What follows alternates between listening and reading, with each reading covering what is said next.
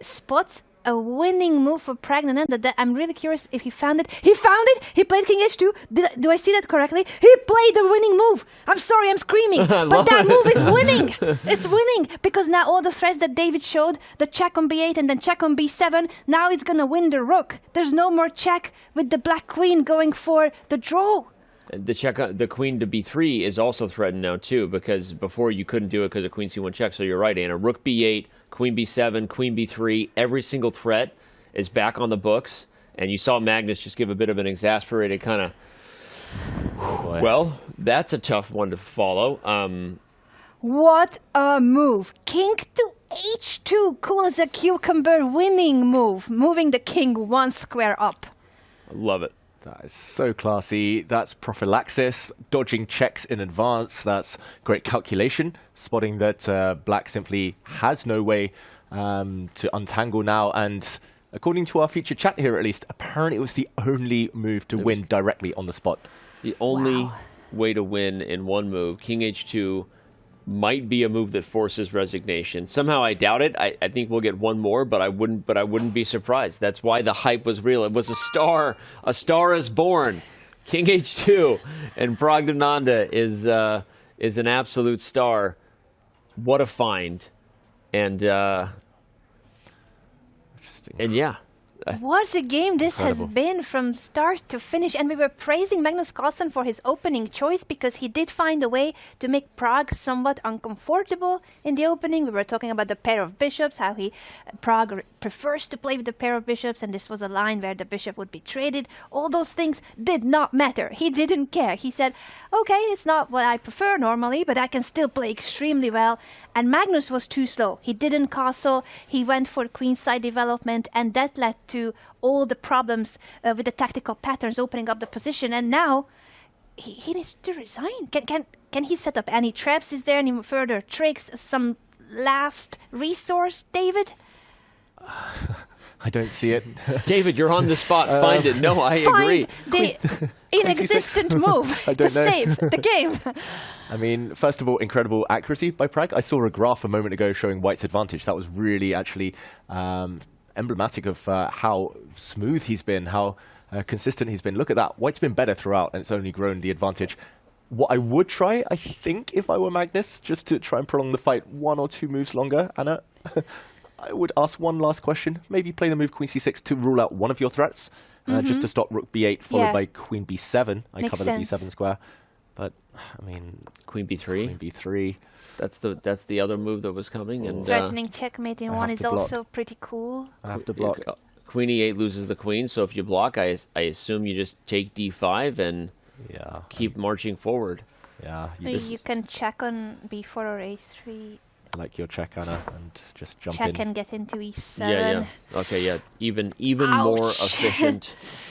The position is completely falling apart at the seams. And look at that game graph. That is a dominating performance start to finish. We call that a wire-to-wire victory. And again, full kudos and shout-out to Pragg. I mean, anyone who saw the beginning of the show, I thought that Magnus's approach was kind of brilliant. As someone who's been in a spot where an experienced player just out transpositions you end up overthinking things and getting yourself in trouble.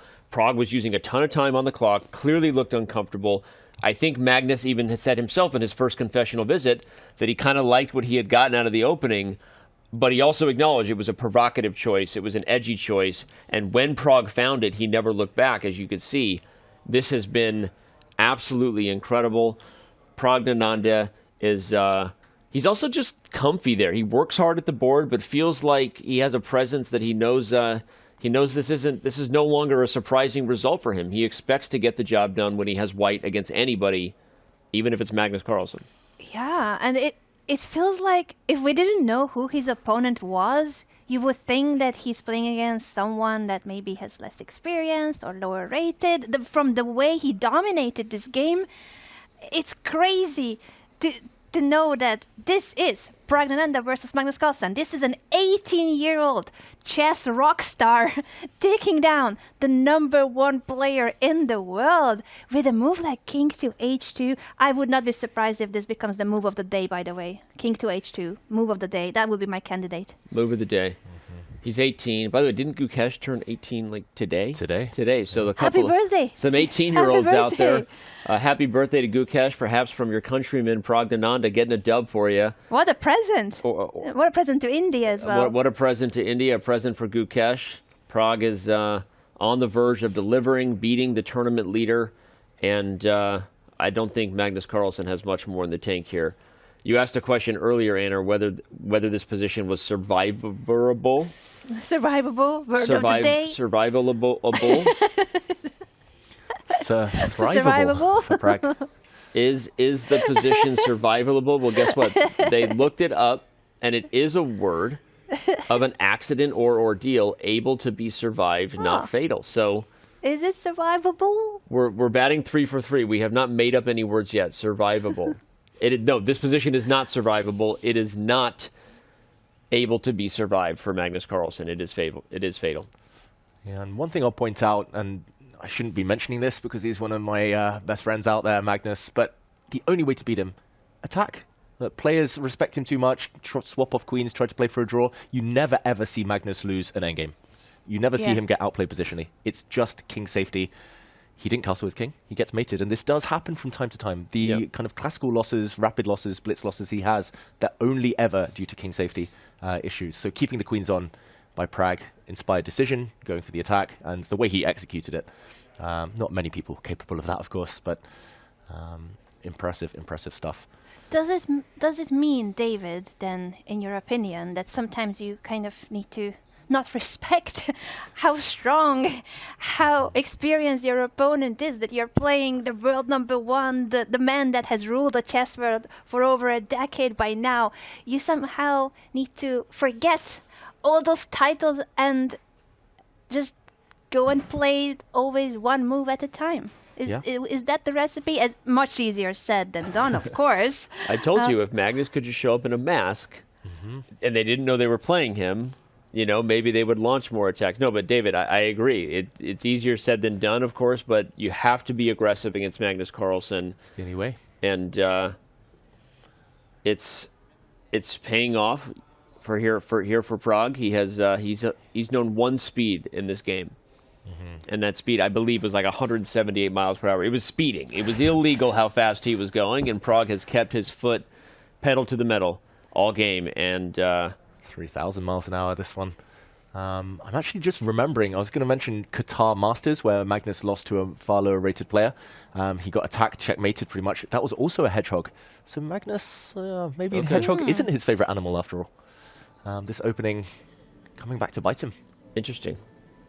And we really praised him so much for the opening choice, and we thought that Pragg was going to be uncomfortable, but he proved us all wrong.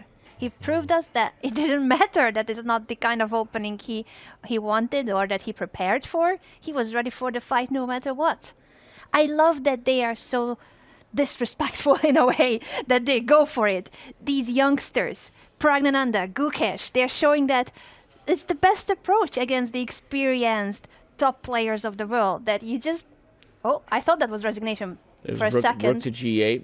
The king almost fell, but it's rook to g8. It does lose the rook, I believe, so I'm not sure what the trick is. David, you spot something? You cannot check. I thought it lost the rook as well, but if you check, the black king hides g7, h8 into the corner.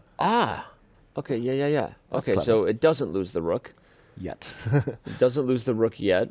What about our other threat? Our other attempt was queen b3. Queen to b3. And there's no rook takes g2. That was my first thought. Is there a sacrifice by the rook and some sort of renegade perpetual check by Magnus? But I don't think so. Pragg is about to play queen to b3. Yep. Yeah, and queen b3 has another idea as well.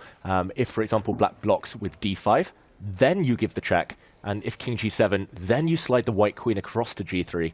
Oh, nice. So there's actually very pretty that the g5 will be then crucial. Queen to g3, picking up the rook on g8.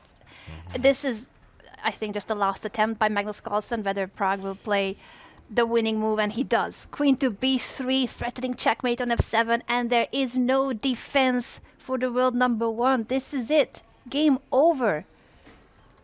I think he might play one move more, perhaps, or not even. What do you think, David? d5 and then see what happens? There then we go. resign. D5, but now, as we mentioned, this check is decisive. The black king cannot snake its way into the corner. If the black king tries to enter the G file, there will be another check, a second check from a new angle. And game over. Magnus, he's trying to keep his poker face.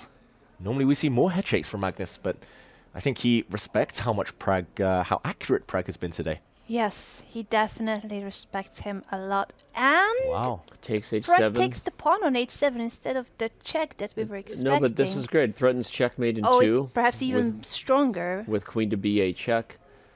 There were multiple ways of winning. Multiple ways of winning.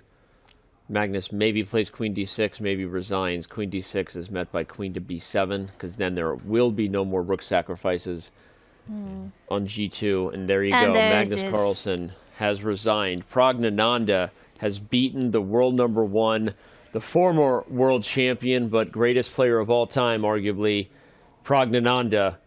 The future is bright. And currently, the stars are shining here in Norway.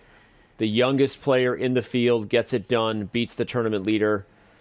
They're discussing something about the variation, but either way, India is discussing whatever party they're going to throw now. For Gugash's birthday, for Praggnanandhaa's win over Magnus Carlsen, Vaishali leading the women's event. There's so many reasons that they need to celebrate. Absolutely wild.